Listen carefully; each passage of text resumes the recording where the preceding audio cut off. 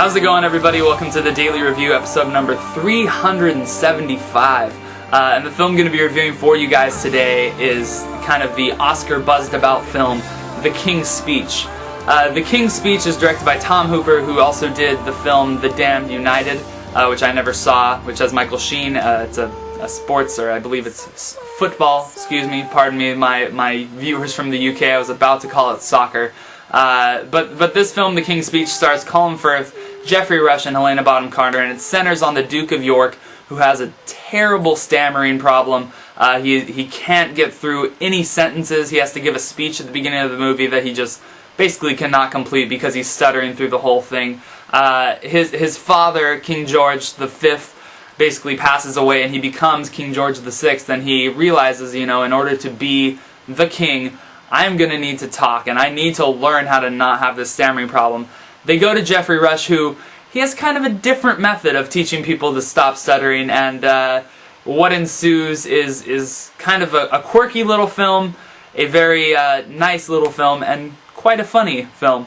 I think The King's Speech, you know, I think these types of movies about period pieces really don't do anything for me for most of the time. I'm really not interested in them, and I could usually care less. And I think a movie like that really needs to go above and beyond the Call of Duty to actually get me to immensely enjoy it. I mean, we had Frost Nixon come out a couple years ago, and that's the type of movie that if you told me the plot, you know, it's about David Frost and Richard Nixon's interviews, I would probably care less. But that film is done so well that I think it's amazing. And now, was The King's Speech done as well as those types of movies?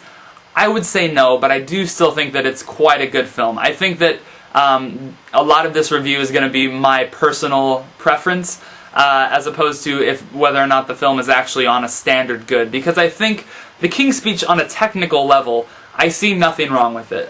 It's a little slow in spots, but I think that it's a slow-paced movie, so that's fine. I think Colin Firth and Geoffrey Rush's performance, both of their performances are outstanding, Oscar-worthy. Colin Firth especially, I mean, his stuttering isn't just like, he looks like he's almost about to vomit every time he talks, and it's a crazy thing to watch an actor do that, and I applaud him for it. I think the film does have its funny moments. Geoffrey Rush provides most of the comic relief in the film, and it's a nice touch for this type of movie. I do think that by the end you do feel kind of a triumph and a nice feeling inside. However, for me personally, the movie didn't do anything more than that for me, other than the great performances and kind of a good movie. I think this is the case for me where the performances are better than the film.